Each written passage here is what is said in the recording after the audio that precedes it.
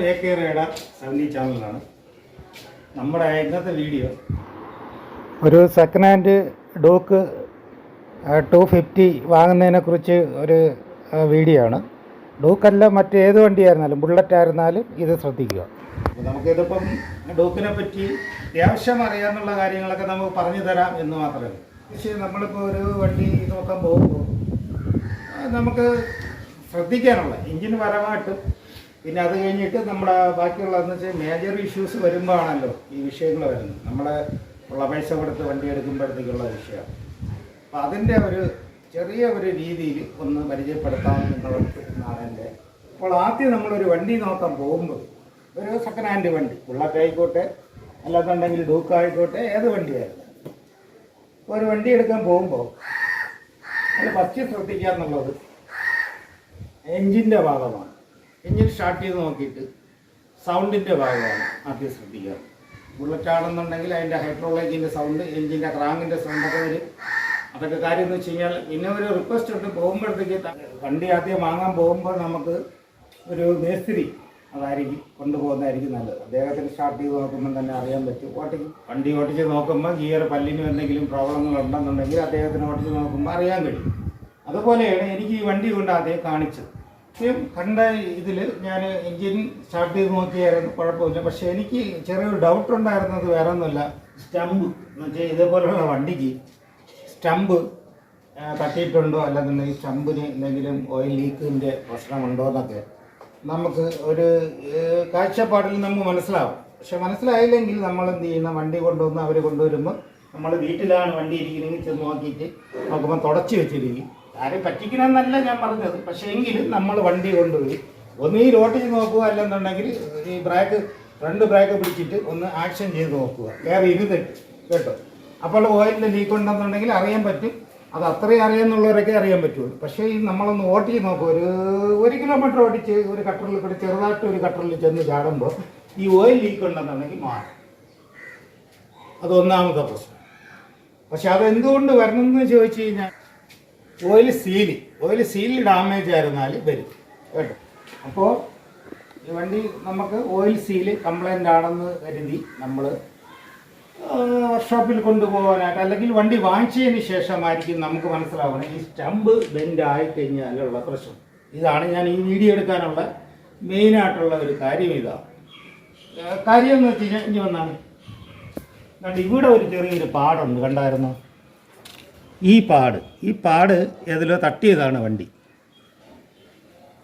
ഈ പാട് തട്ടിക്കഴിഞ്ഞാൽ oil സീലിന് complaint അല്ല വരുന്നത്, സ്റ്റമ്പ് വളവാണ്. ജസ്റ്റ് ഒരു ചെറിയ മില്ലിമീറ്റർ വളവ് വന്നാലും നിങ്ങൾ എത്ര ഓയിൽ സീല് മാറിക്കഴിഞ്ഞാലും ഇത് കിടക്കില്ല. സ്റ്റമ്പ് മൊത്തം മാറിക്കഴിഞ്ഞാൽ ഓയിൽ സീല്, ഓയിൽ ഉൾപ്പെടെ മാറുമ്പോഴത്തേക്ക് ശ്രദ്ധിക്കണം. 2 സ്റ്റമ്പ് മാറണ്ട, പക്ഷേ 2 ഓയിൽ സീലും മാറണം, 2 ഓയിലും അതിൽ ഫില്ല് ചെയ്യേണ്ടി വരും. ഈ സ്റ്റമ്പിൽ മാത്രം വന്ന് എന്തോ വന്ന് അടിച്ചതാണ് ഇതിൽ പ്രശ്നമായത്. അപ്പോൾ അത് ഞാൻ മാറിയത് കാണിക്കാം.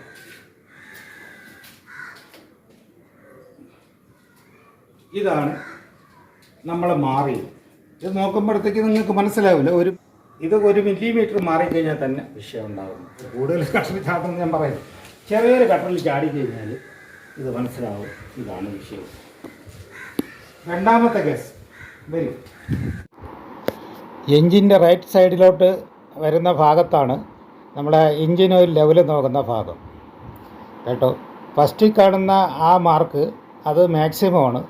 രണ്ടാമത് കാണുന്നത് മിനിമം വരെ നമുക്ക് ഓയിൽ എപ്പോഴും കാണണം. ഈ ഓയിലിനകത്ത് നമ്മൾ ശ്രദ്ധിക്കേണ്ട കാര്യം എന്ന് വെച്ച് കഴിഞ്ഞാൽ ഇതിനകത്ത് റേഡിയേറ്ററിൻ്റെ വാട്ടർ പമ്പിൻ്റെ എന്തെങ്കിലും കംപ്ലൈൻ്റ് ആണെന്നുണ്ടെങ്കിൽ ഇവിടെ ഈ കുമിളായിട്ട് വരും.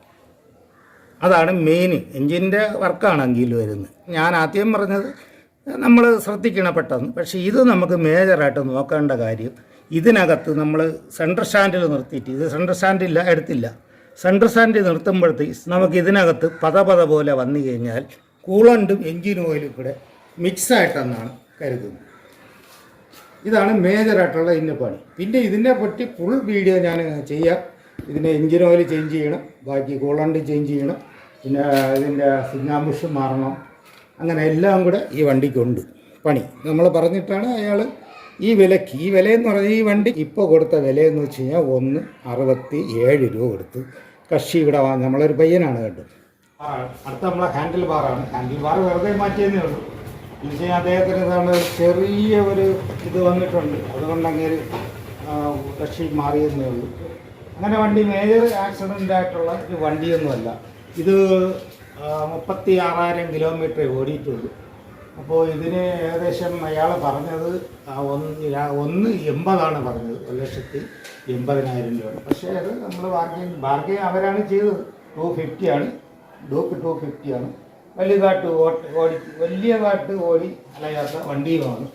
അപ്പോൾ നമ്മൾ ഏത് വണ്ടി എടുത്തു കഴിഞ്ഞാൽ ആദ്യം ചെയ്യണം എഞ്ചിൻ ഓയിൽ. ഞാൻ നേരത്തെ പറഞ്ഞിട്ടുണ്ടെന്ന് തോന്നുന്നു, എങ്കിലും ഒരു ചെയ്യണം. പറയാം എഞ്ചിൻ ഓയിൽ, പിന്നെ കൂളണ്ട്, എഞ്ചിൻ ഓയിൽ, കൂളണ്ട്, പിന്നെ ബ്രാക്ക് ഓയിൽ. ഇത് മസ്റ്റായിട്ട് നമ്മൾ മാറുന്നുണ്ട്. പിന്നെ ടയർ ഏകദേശം ഒരു 50% അതിനകത്തുണ്ട്. ഫ്രണ്ട് ടയർ, ബാക്ക് ആണ്. ബാക്ക് ടയർ ഏകദേശം ഒരു 80% ബാക്ക് ടയർ പോയിട്ടുണ്ട്. പിന്നെ അദ്ദേഹത്തിൻ്റെ ബ്രാക്ക് പേഡ് ഇവിടെ നിന്ന് കാണുമ്പോൾ ബ്രാക്ക് പേഡ് നോക്കാം. നമ്മളതിലൊന്നും നോക്കേണ്ട കാര്യമില്ല. ഒരു വണ്ടി ഇഷ്ടപ്പെട്ട് കഴിഞ്ഞാൽ നമ്മൾ മോഹിക്കണമെന്നുണ്ടെങ്കിൽ ബുള്ളറ്റ് ആയിരുന്നാലും ഡൂക്കായിരുന്നാലും ഏത് വണ്ടി ആയിരുന്നാലും കുഴപ്പമില്ല. അലയാത്ത വണ്ടിയാണ്, സിംഗിൾ ഓണറുമാണ് കേട്ടോ. സിംഗിൾ ഓണർ വണ്ടിയാണ്. അതുകൊണ്ട് നമുക്ക് കൂടുതൽ വേറെ ഒന്നും നമുക്ക് നോക്കാനൊന്നുമില്ല. അത് നല്ലൊരു നല്ലൊരു ക്വാളിറ്റി ഉള്ളൊരു പയ്യൻ്റെ വണ്ടിയായിരുന്നു.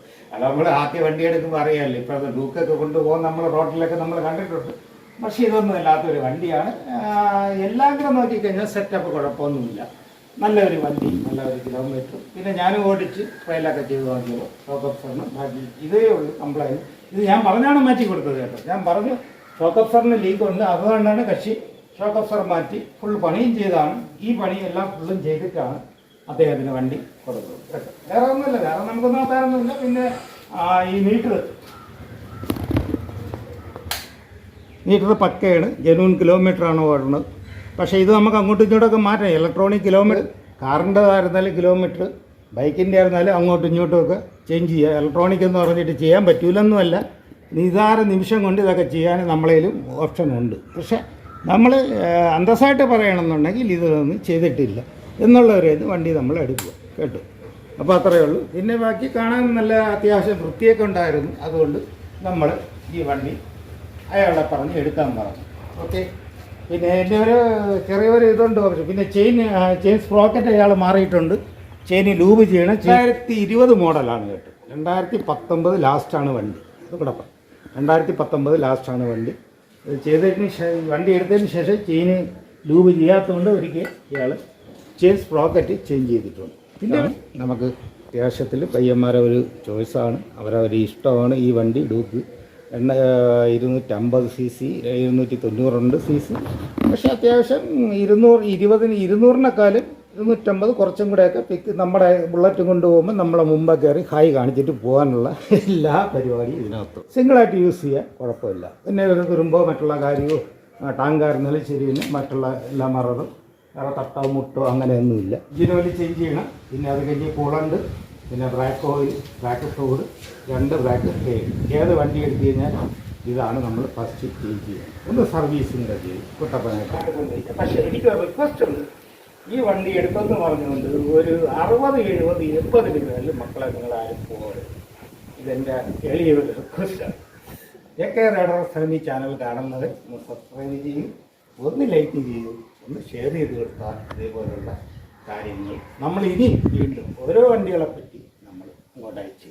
നമസ്കാരം. നമുക്കൊന്ന് വണ്ടി ഒന്ന് സ്റ്റാർട്ട് ചെയ്ത് നോക്കാം. അപ്പോൾ സ്റ്റാർട്ട് ചെയ്യുമ്പോഴത്തേക്ക് ഇതാണ്ട് ഈ ഒരു സൗണ്ട് നമ്മൾ കേട്ടല്ലോ. ഈ വീപ്പി ശബ്ദം കേട്ടല്ലോ. ഈ വീപ്പി ശബ്ദം എന്ന് വെച്ച് കഴിഞ്ഞാൽ പെട്രോൾ ടാങ്കിനകത്തു നിന്ന് പമ്പിൽ നിന്ന് നേരെ എഞ്ചിനിലോട്ട് കൊടുക്കാൻ വേണ്ടിയിട്ട് കൊടുക്കുന്ന ശബ്ദമാണ്. ഇത് കേട്ടതിന് ശേഷം വീണ്ടും ഒന്നും കൂടെ കേൾക്കുന്നത് നന്നായിരിക്കും. രാവിലെ ആകുമ്പോഴത്തേക്ക് കുറച്ച് ഹീറ്ററും അതൊക്കെയുള്ളതെല്ലാം റെഡിയായിരിക്കും. പിന്നെ നമുക്ക് വേണമെങ്കിൽ സ്റ്റാർട്ട് ചെയ്യും.